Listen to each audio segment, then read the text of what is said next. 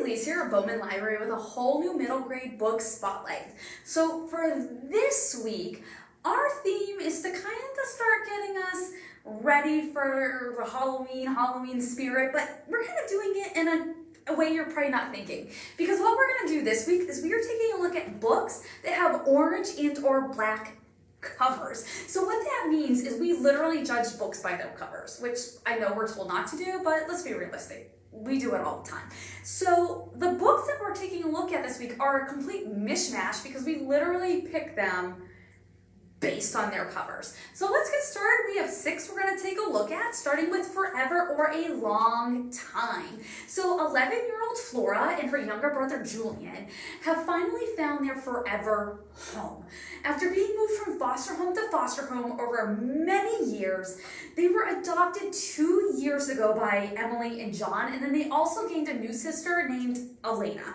So as Flora and Julian still struggle with some of the habits and thoughts they gained though while being in foster care, like always having to be in constant self-survival mode, they start to panic when Emily tells the family that she's pregnant and she's gonna have a new baby, and they start to worry, then are they still gonna have a place in this family, or are they always just gonna be stuck moving from family to family? This realistic book is about family relationships and the power of love.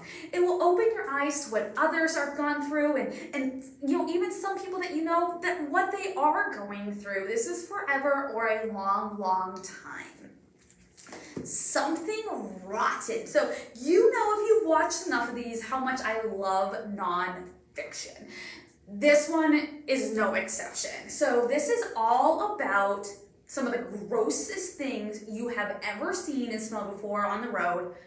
That would be roadkill. So you will learn all the facts and science that has been gained and learned from these creatures who have met their untimely end on the road.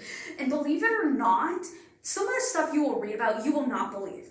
But I promise you, it's nonfiction. It's true. Like, for example, there are scientists who go around and they pick up and they study roadkill.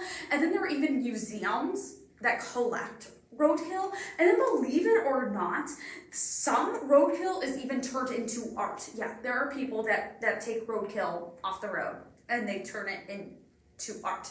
So if you love learning about science and things maybe you never knew about, even thought about, like before I read this book, I had not considered all the things that go with roadkill.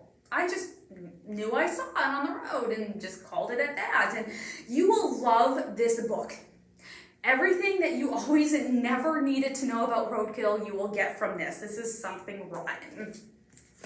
The 13th Sign. So this fantasy book explores what would happen if the 13th sign was added to the zodiac, which only has 12.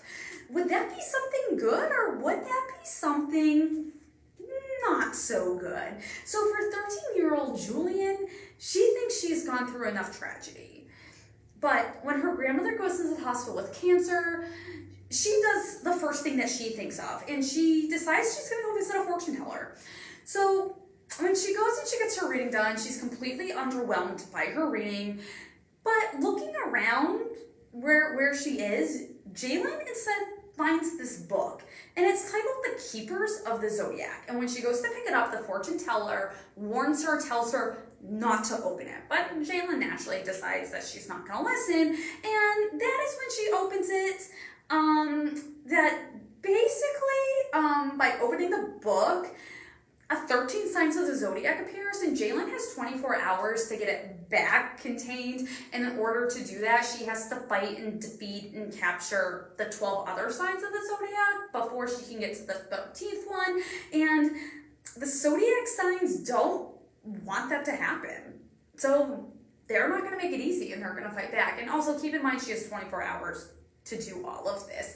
So this action-packed fantasy is one that will keep you on your toes, guessing the whole time. If you love books like Percy Jackson, Tristan Strong, a lot of these things, like Dragon Pearl, you will love 13 Sign.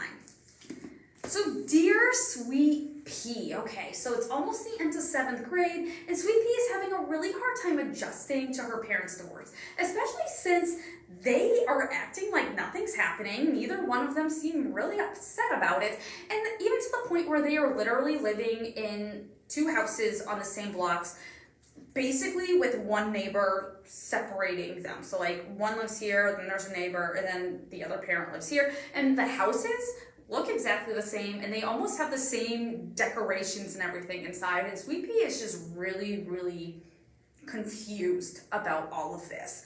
So when one of her neighbors, Laura May, who is an advice writer, has this advice column that, people write her, ask her questions, and she writes them back, giving them her advice on what they should or should not do.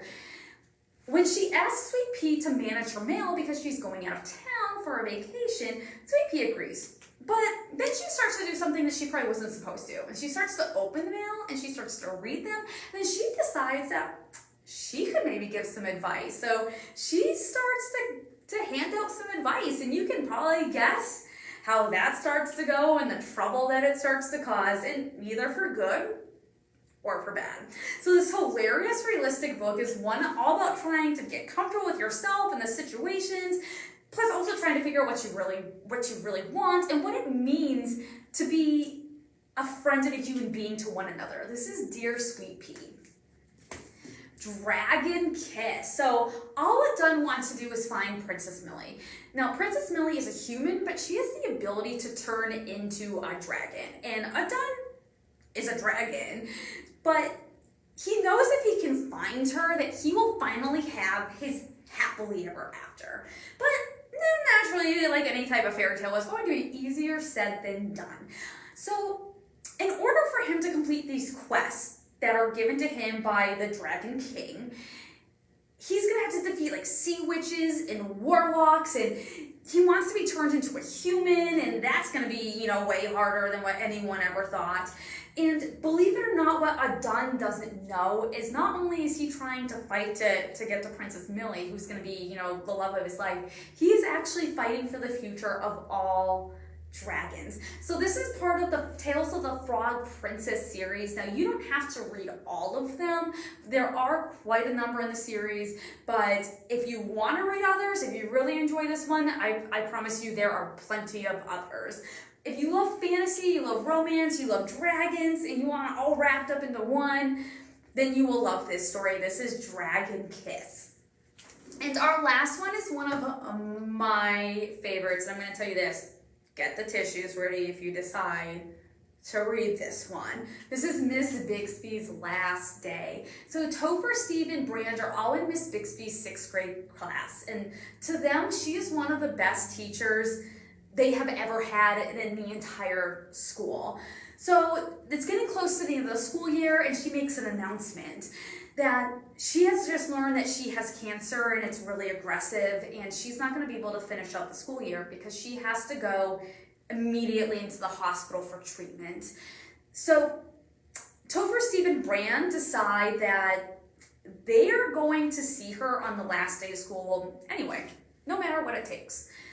So they get together, they ditch school together, and they set off together to make their way to the hospital as 6th graders with no way to get there other than trying to figure it out on their own. And each of them has their own reason for wanting to see her. The journey's not going to be as easy as what they think it's going to be, and the 3 of them who are not friends at the beginning, they're just classmates that end up having this same goal together. They end up growing together along the way, and you will want to be on this journey with them as well. Again, you're going to need some tissues for this amazing story, and this is all about finding out who you are and what it means to have people in your life who always believe in you and encourage you to be true to yourself. This is Miss Bixby's Last Day. So these are just 6 of the books that we have here at the library that have an orange and or black cover. So I encourage you to come on out, check out one of these to start getting into a little bit of the Halloween spirit in a different type of way than your traditional scary book. Or we can help you find another book with an orange and black cover if maybe you want something a little bit different than these. I hope you have a great week, and I hope you tune back next week when we have a whole new middle grade book spotlight.